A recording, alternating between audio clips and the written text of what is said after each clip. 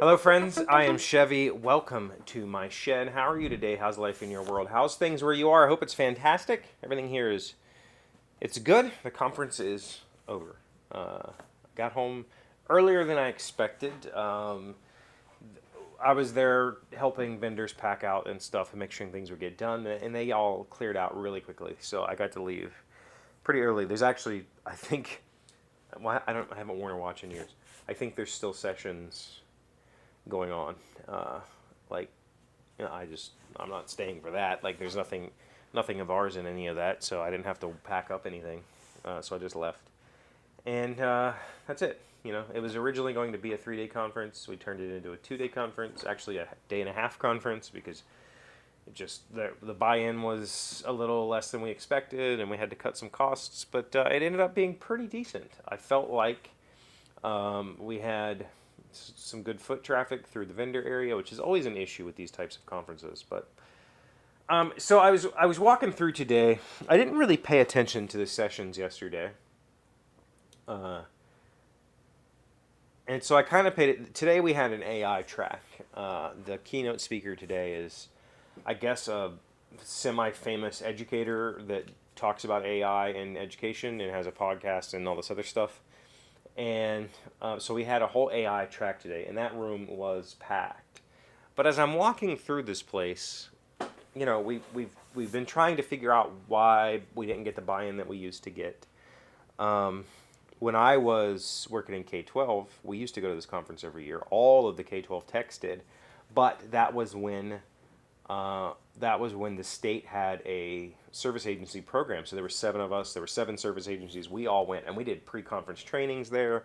We had all kinds of meetings, but that's all gone now. The state dissolved all of that. So counties now either just don't have technicians and they rely on people to be able to fix their own technology, or they contract with somebody and those people aren't coming to this. So we don't have those people there. And then thinking about the differences between then and now it is, uh, I don't know. The the type of stuff that these kind of conferences, that like the information that is disseminated at these conferences, I don't know. I don't think there's anything for me to gain from going to something like this, right? Because whatever is in that meeting room, whatever they're talking about in there, is probably already outdated information. Things progress quickly, and I could probably just find a quick 5-minute video on YouTube that would teach me whatever it is they're trying to say much faster, much more concisely. And I know that's a very egotistical way of thinking, and that's a very an egocentric thing. It's like, this isn't for me. But I was thinking about this, like, what is the future of these kinds of conferences? And so I talked to my coworkers about it, because my boss and my other coworker, they recently went to like a design oriented conference, like a front end conference in San Diego, I think it was, or it was somewhere out west, and they really enjoyed it. And talking to them, my coworker said that she really liked it because she got to hear. She got to put words into context. Meaning, if you've done any kind of like development type work, there are all these weird words that don't really make logical sense. Unless you know what those words are, they don't translate, right? And that's just, I mean, like, buzzword type stuff, right?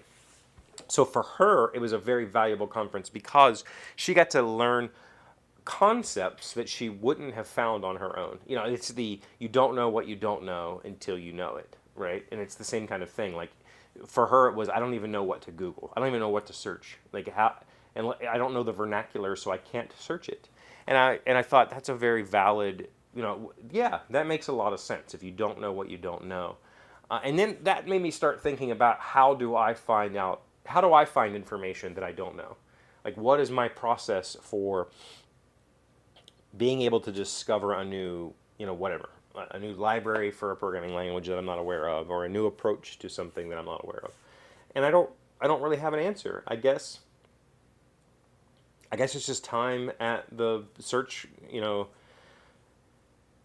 trying different things and picking out keywords and trying those.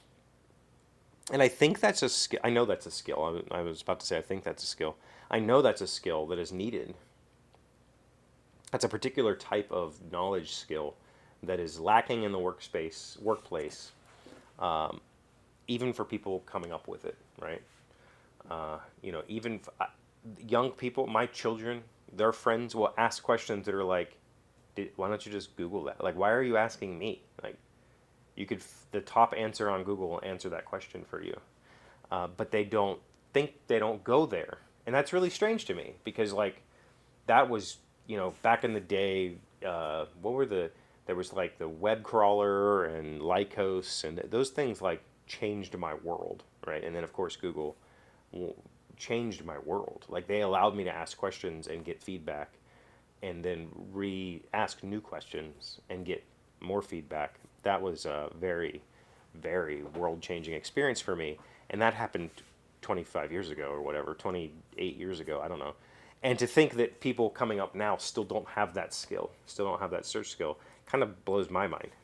And so talking about this with my coworkers, seeing this in action, seeing people learning things they wouldn't have searched for themselves, it kind of helped me put things into context, because I obviously have issues with that a lot of times. Like, this isn't helpful to me, so why is it helpful to you? That's the way my brain thinks, and I know that's just not right, right? I don't want to think that way. I don't want to be dismissive that way, because it's not fair to say, this is how I do it, why aren't you doing that, or you're an idiot for doing that. And that, I think that's just a part of my ego that has been very difficult to get over. And I think I'm still working on it, obviously. I had this thought at this conference, like, why would you go to that? Just look it up on YouTube. That's the kind of thought that goes on in my head. Got to learn to get over that kind of stuff. But anyway, conference is over. I think we're having a staff meeting tomorrow at the office. I might go to that. Might not. I don't know. I kind of sick of the drive. I do not miss driving up there. The conference was kind of across. So where I work is about a half an hour north of here, and the conference was in the same city, but on the other side of the city. Still about the same drive, and I don't miss it at all. I used to miss driving up there because there's some alone time in the car that's very valuable. But I have all of that I could want at home whenever I want it. I can come in here. I wake up a couple hours before Malia wakes up, so I have lots of time to just be bored, which allows me to process. Do you like being bored? Maybe we should talk about that sometime. Thank you for being here as always. Thank you for liking, commenting, subscribing, being amazing friends and wonderful people. I really appreciate you. And I'll see you again tomorrow. Today's word you should know sounds smart is reticent. It is an adjective meaning reluctance to openly express one's thoughts, feelings, and personal business to other people, behaving like an introvert in a social situation. The shorter poems tend to be reticent, psychologically acute love poems about the shifting inequalities of love. Edward Mendelsohn, professor of English and comparative literature at Columbia University. Reticent, R-E-T-I-C-E-N-T. Interestingly enough, I am very much an open book here, but in real life I am very reticent. I don't just open up to people.